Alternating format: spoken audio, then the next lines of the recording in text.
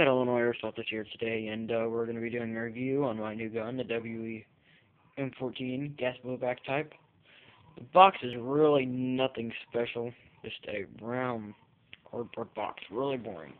One sticker here, and one sticker here that just repeats the m14, and has warning about always wear shooting glasses and stuff like that. So inside the box, I think it's horrible box, just because there's nothing in here to hold the gun down. It just sits in here. But other than that, that's the only complaint I have about the packaging. It comes with a m14 gas blowback type instruction manual, which just has like a red grid and then sort of like an exploded view of it up on front. And that is basically all it is. It doesn't even tell you anything about the gun. It's just a big exploded view. And over here you got a bunch of Japanese stuff and numbers, which I can't read. Then on the back you have like some comics saying don't throw your gun on the ground because it might shoot you in the eye. Don't touch the trigger until the moment of shooting, and a bunch of stuff like that. Alright, now to the gun. This gun weighs about 12.5 pounds, so it's pretty heavy. Would not recommend it for somebody that's small. Good view of the gun. So basically, the externals, the front flash hider, which is a little bit overkill because you don't need that much orange. I will be purchasing a black one, maybe, and I'll tell you why I say maybe in a little bit. And then the whole outer barrel and the gas tube, gas block is all metal. You got your sling mount, your front sling mount is metal. Your rear sight, selector switch, all this up here. Your bolt assembly and your trigger assembly. Your magazine and your rear sling mount and your butt pad with the rest is all metal. And then the other parts would be this little heat shield, which is some kind of plastic. Feels like an ABS of some sort. And then the body itself, which is some kind of, I don't know, some kind of composite or something, because it's not real wood. It looks like it, but it's not plastic, because you can sort of see the seams, but not very well. It's very well made. Alright, basically what I would recommend with this gun is obviously you're going to need your silicone oil. I just used this SRC silicone, bought from my local airsoft shop. I purchased a Mad Bull propane adapter. You could use green gas. I use both. Just mix it up every now and then. Depends on what I have. I got a UTG tactical sling, which really is nice because this gun is so heavy. And it has a nice rubber grip on it. And then I also purchased a JBU 8 1/4 inch suppressor, which is why I don't know if I'm going to be purchasing another flash hider and all that deal. So with the gun, if you want to take the flash hider off, right up there in front, right there's a screw that you have to take out with an Allen key.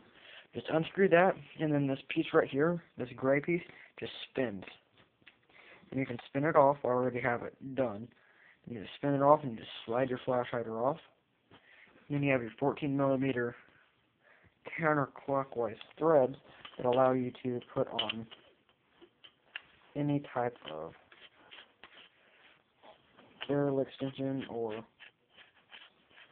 anything that you'd like to. Which this is not wanting to go on. But yeah, you get the point with that.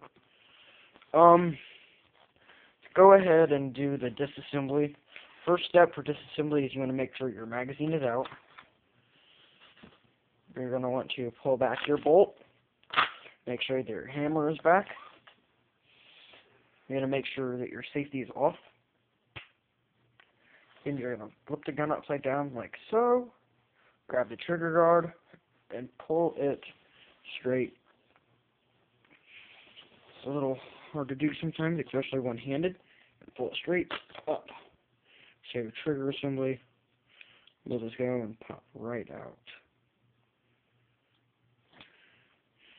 So then you're left with the gun. You're gonna just take it and you're just gonna pry it apart. So for this piece, it just goes right back in place. And then you got your upper and lower receiver that come right apart very nicely.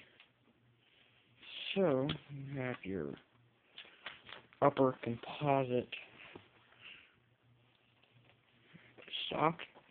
You have your everything. All this is all metal. This is a plastic, and basically everything else is metal. I don't know why this bolt is. Probably because there is a dirty BB in there. That would help. Get that out, and my bolt will go forward. That was what was in there. Nasty. Make sure that this piece just goes right back up there, the bolt.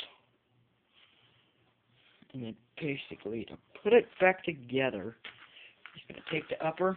I don't know if you can see this because my phone is not recording very well. You're just going to take the upper and the lower. You're going to put the lower, this piece right here into this groove. And you're just going to take this, and you have to align these things. Your upper should just slide back on there. Going to flip the gun back upside down. Take your trigger group. Stick it in there sort of like an angle. So it's right there. You're going to take your trigger guard, just go press. You're good to go. One thing to note is that you have to have your hammer has to be back or engaged in order to put the safety on. See, because I cannot do the safety now, but if I pull that back, then it will flip and engage. That's basically about it with the gun. With the magazine, it comes with a 20-round kit in there, but it also comes with the spring that you can take apart the magazine and install to do a 30 to 30 round conversion. It's basically like any other gas blowback rifle magazine. Put your gas in here, put your BBs in here, put it in your gun, pull back your charging handle, and shoot. One thing to note is that back here in the back, you flip open this, and there's a little trap door right here you just open up. Inside there is a little baggie that includes your m14 speed loader, which is just a plastic tube and a plunger thing. They give you your m14 hop-up adjustment tool, which is just a small Allen key. And then right here is your 20-round spring with the plastic BB stopper that was in there. I already installed the 30-round, and I don't really feel like taking it back out, or else I would make a video of how to install it. I will try and put a link on here for a shooting video, and in that shooting video I will show you where the hop-up is. Also, another thing to note is that anybody that's not used to the M14, this right here is the bolt release. It is very stiff when you get it, but after you use it for a while, it works out. It's easier to use.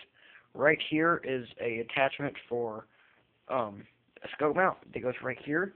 And there's a little metal piece right here that you need to unscrew with an Allen key, and it slides off, and you can slide your scope mount on there. That's about it for this video review. Thanks for watching.